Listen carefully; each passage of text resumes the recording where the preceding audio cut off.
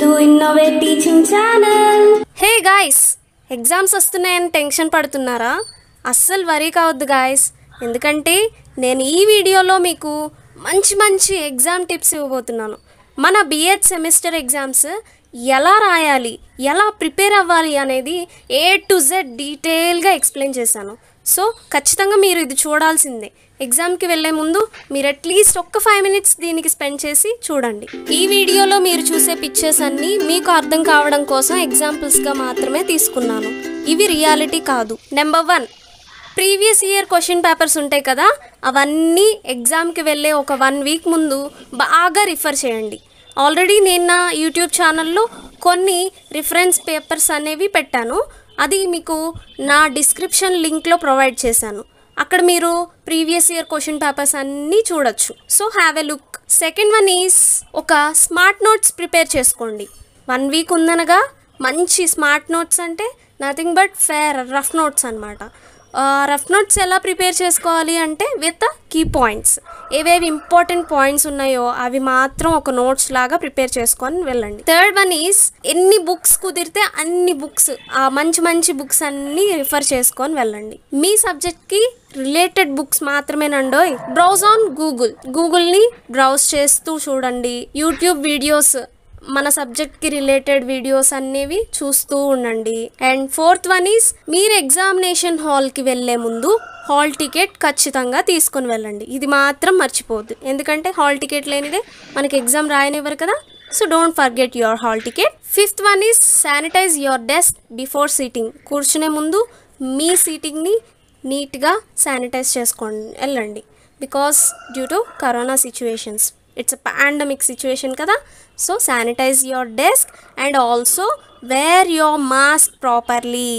Never remove it. అస్సలు mask తీయద్దు. పెట్టుకున్న వే కూడా చూడండి.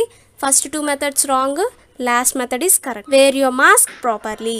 Sixth one is me answer షీట్లో ఫ్రంట్ పేజ్లో ఫిల్ చేయాల్సిన డీటెయిల్స్ అన్నీ మర్చిపోకుండా, తప్పులు లేకుండా కరెక్ట్గా ఫిల్ చేయండి. సెవెంత్ వన్ ఈజ్ మన ఆన్సర్ షీట్లో లెఫ్ట్ సైడ్ ఒక కాలం ఇస్తాడు. ఆ కాలంలో కరెక్ట్గా మీ క్వశ్చన్ నెంబర్తో పాటు ఆప్షన్ని, ఎందుకంటే మనకి ఇంటర్నల్ చాయిస్ ఉంటుంది కదా, A or B అనేది. కాబట్టి A రాస్తున్నారా, B రాస్తున్నారా, అసలు ఏ క్వశ్చన్కి రాస్తున్నారో కరెక్ట్గా ఆ లెఫ్ట్ కాలంలో మాత్రమే ప్రజెంట్ చేయండి. ఎందుకు ఇంత కరెక్ట్గా లెఫ్ట్ కాలం అని మెన్షన్ చేస్తున్నానంటే, లెఫ్ట్ కాలంలో ఈ question number and question option తప్ప మిగిలినవి ఏవి రాయకూడదు అనమాట. So never write anything except question number in the left column. Eighth one is time management. Time చూసుకుంటూ టైంని మేనేజ్ చేసుకుంటూ వెళ్ళండి. ఎందుకంటే మనకి చాలామందికి చివరికి వచ్చేసరికి టైం తక్కువ ఉంటుంది, క్వశ్చన్లు రాయాల్సిన ఆన్సర్లు ఎక్కువ ఉంటాయి. కాబట్టి టైం మేనేజ్మెంట్ ఖచ్చితంగా చాలా ఇంపార్టెంట్ పాయింట్ అనమాట. అది కూడా ఎలా మేనేజ్ చేస్తారంటే, మనకి 80 marks క్వశ్చన్ పేపర్ ఉంది కదా, అది 3 hours ఎగ్జామ్. దాన్ని ఎలా డివైడ్ చేసుకుంటారంటే 10 shots ఉంటాయి, 2 essays ఉంటాయి. 10 shotsకి 2 hours పెట్టుకోండి, 2 essaysకి 1 hour పెట్టుకోండి. ఆ 2 hoursలో ఒక్కొక్క షార్ట్కి 12 minutes పెట్టుకోండి. ఎస్ఎస్కి ఏమో ఒక్కొక్క దానికి 30 minutes పెట్టుకోండి.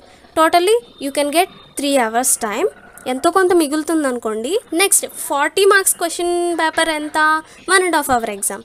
ఇందులో మనకి 5 shots 1 essay ఇస్తాడు. 5 shotsకి 1 hour పెట్టుకోండి. ఒక్కొక్క షార్ట్కి 12 minutes. అలాగే ఎస్ఏకి ఒక half an hour 30 minutes. Ninth one is highlight the headings and point wise representation. ఇది ఎంతోమంది బిఎడ్ స్టూడెంట్స్ ద్వారా తెలుసుకున్న పాయింట్ అండి, ఇంక్లూడింగ్ మీ ఆల్సో.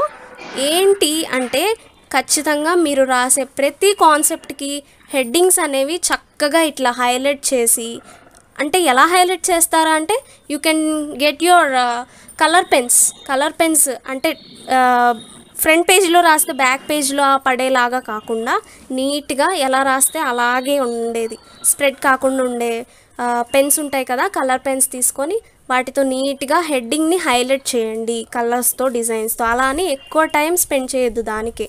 మీరు చేసే ఒక్క పని అయినా అది కరెక్ట్గా షార్ట్ టైంలో అయిపోయేటట్టు చూడండి.